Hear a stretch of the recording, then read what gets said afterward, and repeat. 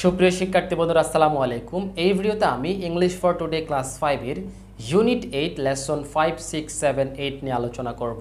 চলো তাহলে শুরু করা যাক। তোমরা স্ক্রিনে দেখতে পাচ্ছ ইউনিট 8, যার নাম হচ্ছে রাইট টু মি সোন, অর্থাৎ শীঘ্রই আমার কাছে লিখো। সোন অর্থ হচ্ছে শীঘ্রই। এই যে লেসন 5 6, এখানে প্রথমত আমরা চারটা ছবি দেখতে পাচ্ছি। প্রথম ছবিতে দেওয়া আছে রানি নোজ। রানি নোজ মানে হচ্ছে সর্দি। তারপর আছে হেডেক। হেডেক অর্থ হচ্ছে মাথা ব্যথা। স্টোমাক এক। স্টোমাক এক অর্থ হচ্ছে পেট ব্যথা। এখানে এক অর্থ হচ্ছে ব্যথা, এটা উচ্চারণ হবে যে এক এক। হ্যাঁ, এক অর্থ হচ্ছে ব্যথা, আর স্টোমাক এক অর্থ হচ্ছে পেট ব্যথা। যেমনটা এখানেও কিন্তু এক আছে। হেডেক অর্থ হচ্ছে মাথা ব্যথা, আর স্টোমাক এক অর্থ পেট ব্যথা। তারপর দেখো চিলস। চিলস মানে হচ্ছে শীতের অনুভূতি, ঠান্ডার অনুভূতি, অর্থাৎ জ্বর হলে যে একটা কাঁপুনি দিয়ে ঠান্ডা লাগে ওইটাই চিলস। চিলস মানে হচ্ছে শীতের অনুভূতি। চিলস শীতের অনুভূতি। তারপরে দেখো জিতে বলা হচ্ছে রিড সিমাস লেটার। সিমার চিঠিটি পড়ো টু হার ফ্রেন্ড জেসিকা। তার বান্ধবী জেসিকার নিকট যে চিঠিটা লিখেছে সেটি পড়ো, অর্থাৎ জেসিকার নিকট লেখা সিমার চিঠিটি পড়ো।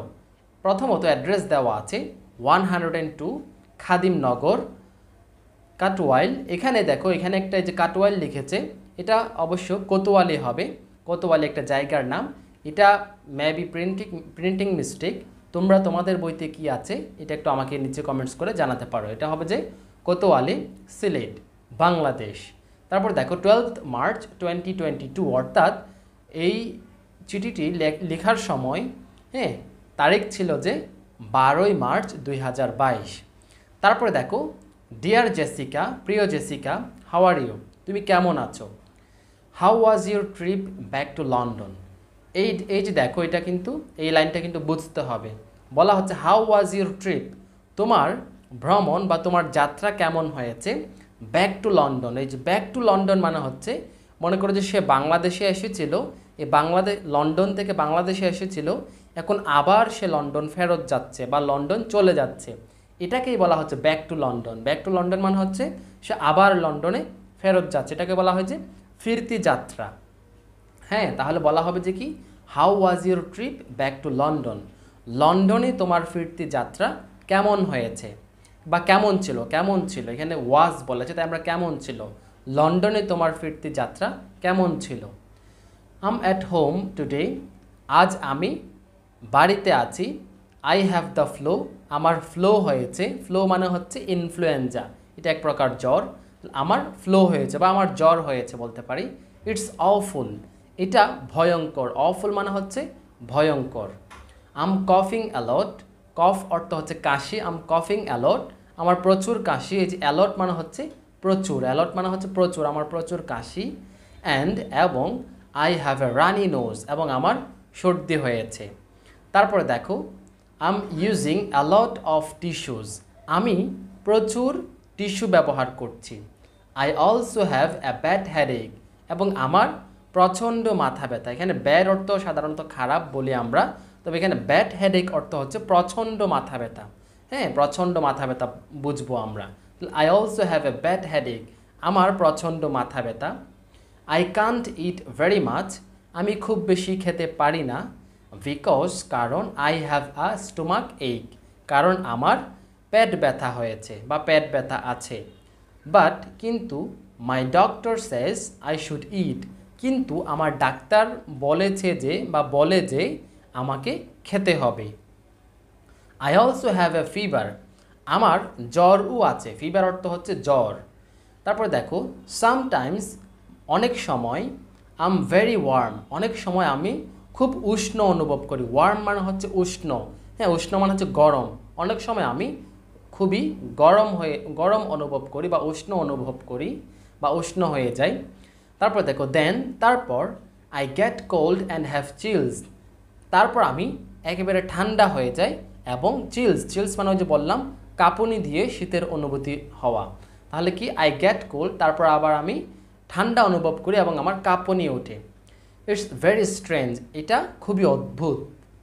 তোমাদের যদি কারো জ্বর হয়ে থাকে তোমরা বুঝবে এই বিষয়টা। হ্যাঁ, জ্বর হলে হঠাৎ করে অনেক ঠান্ডা লাগে, আবার অনেক গরম হয়ে যায়, গরম লাগে, এই বিষয়টা হয়। তারপরে দেখো I want to go to school again soon. আমি আবার বিদ্যালয়ে যেতে চাই।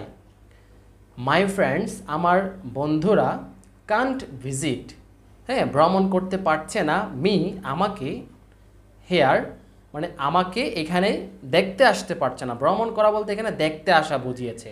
আমার বন্ধুরা আমাকে এখানে দেখতে আসতে পারছে না, বিকজ কারণ, they can get ill easily কারণ তারা খুব সহজেই আক্রান্ত হতে পারে। I hope you are fine, আমি আশা করছি বা আমি আশা করি তুমি ভালো আছো। রাইট টু মি সোন, শীঘ্রই আমার কাছে লিখো।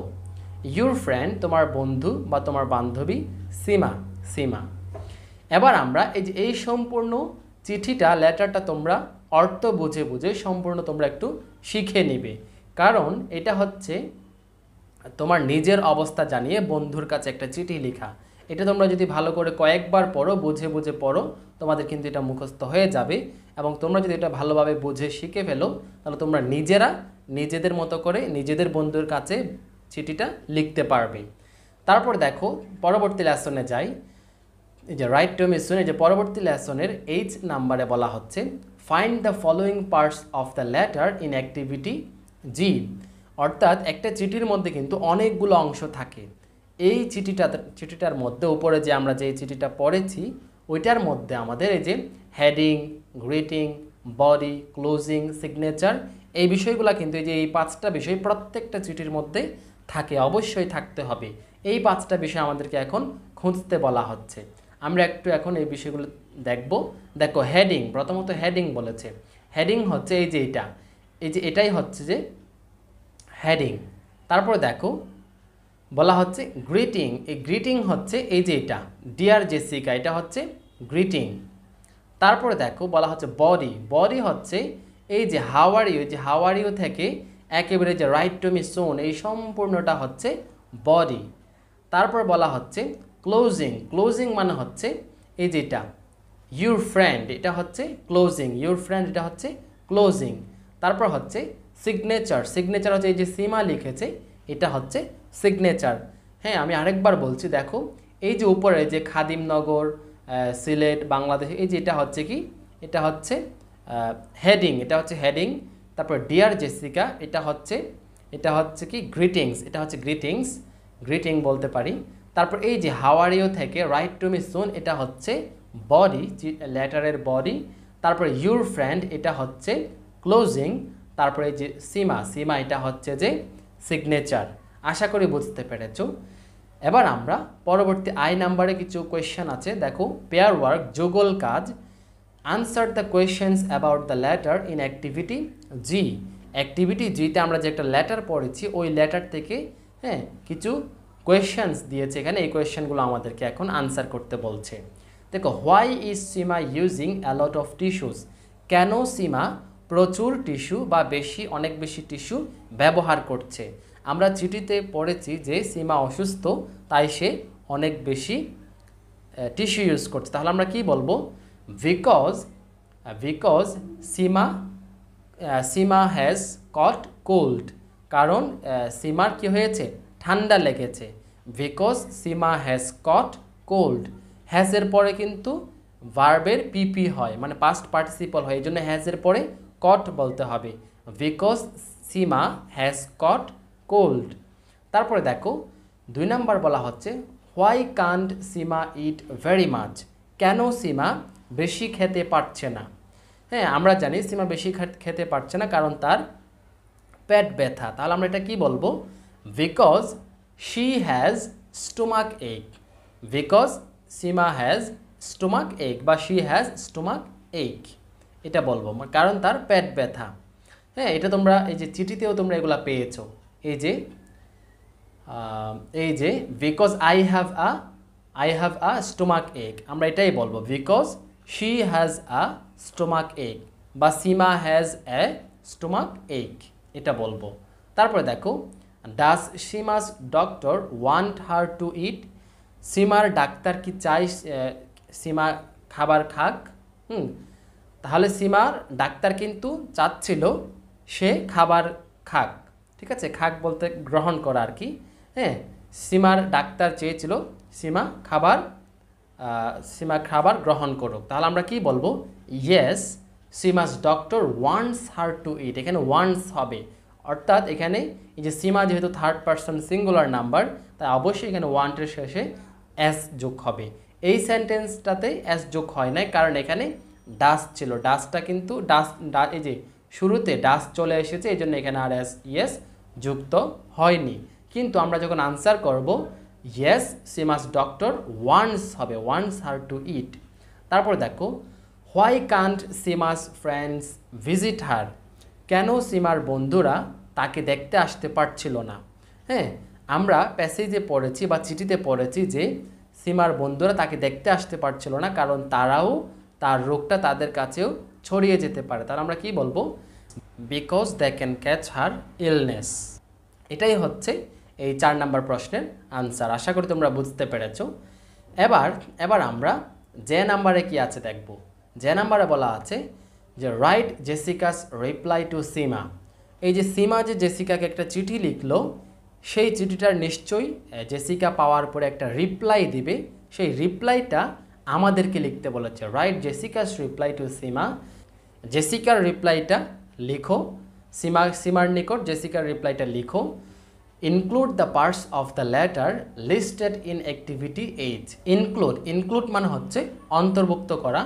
অন্তর্ভুক্ত করো the parts of the letter listed in activity 8। Activity 8 এর মধ্যে যে আমরা দেখতে পাচ্ছি হেডিং, গ্রিটিং, বডি, তারপরে ক্লোজিং, সিগনেচার, এই বিষয়গুলো এই যে জেসিকার যে সীমার নিকট একটা ফিরতি লেটার, ওই লেটারের মধ্যে অন্তর্ভুক্ত করতে বলছে। হ্যাঁ, তারপর দেখো ইউজ দ্য ফলোয়িং কিউজ মানে হচ্ছে কতগুলো কিউ, মানে আমরা সাধারণত কিউই বলি। কিউ বলতে কিছু নির্দেশনা দেওয়া। হ্যাঁ, কিছু নির্দেশনা দেওয়া আছে, ওই অনুযায়ী আমাদেরকে লিখতে হবে। Use the following cues to write your letter. তোমার চিঠিটি লেখার সময় এই নিচের, এই ফলোয়িং মানে নিচের এই কিউগুলো ব্যবহার করতে বলছে। দেখো, রাইট ইউর স্কুল অ্যাড্রেস, তোমার বিদ্যালয়ের ঠিকানা লিখতে হবে, যেটা আমরা ওই যে হেডিংয়ের মধ্যে লিখব। তারপর দেখো, ইন দ্য ফার্স্ট প্যারাগ্রাফ, প্রথম প্যারাগ্রাফের মধ্যে, প্রথম যে অনুচ্ছেদ, প্রথম যে প্যারাটা, ওইটার মধ্যে কি বলেছে দেখো, suggest something that Seema can do to get better. অর্থাৎ যেহেতু সীমা অসুস্থতার খবর জানিয়ে জেসিকাকে চিঠি লিখেছিল, এখন জেসিকা যেই চিঠিটা লিখবে সেটা তো অবশ্যই কিভাবে সে আরেকটু ভালো, সে কিভাবে দ্রুত সুস্থ হয়ে যাবে, এটা জানানোর জন্য কি বলেছে, কিছু সাজেস্ট করো, সামথিং কিছু সাজেস্ট করো তুমি, that Seema can do to get better, যেন সে একটু সুস্থ অনুভব করতে পারে, এটার জন্য কিছু সাজেশন দাও, সাজেস্ট করো। তারপরে দেখো, ইন দ্য সেকেন্ড প্যারাগ্রাফ, দ্বিতীয় প্যারাগ্রাফের মধ্যে, tell her about something happening at your school. হ্যাঁ, এবার দ্বিতীয় প্যারাগ্রাফের মধ্যে তোমার স্কুলে কি ঘটছে, অর্থাৎ তোমার নিজের খবরাখবর জানাও। হ্যাঁ, স্কুলে ঘটছে এরকম। তারপরে দেখো, end the letter by telling সীমা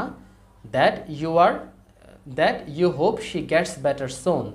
অর্থাৎ চিঠিটি শেষ করবা কি বলে, যে সীমা শীঘ্রই সুস্থ হয়ে উঠবে, এই বলে তোমার চিঠিটি শেষ করো।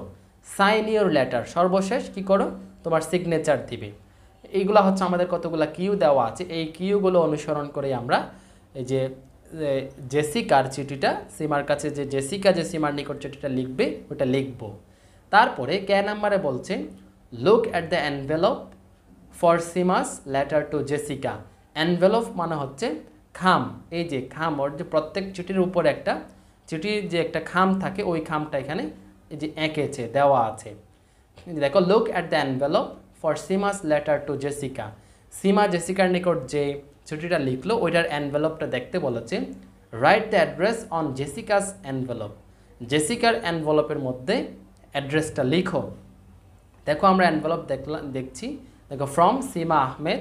হ্যাঁ, ফ্রমটা শুরুতে লিখতে হয়, টুটা শেষে লিখতে হয়, যেটা আমরা দেখতে পাচ্ছি। জেসিকার অ্যাড্রেসটা তো সে লিখে দিল, হ্যাঁ, কিন্তু সীমার অ্যাড্রেসটা এখানে, সীমা আহমেদের অ্যাড্রেসটা লিখে নাই।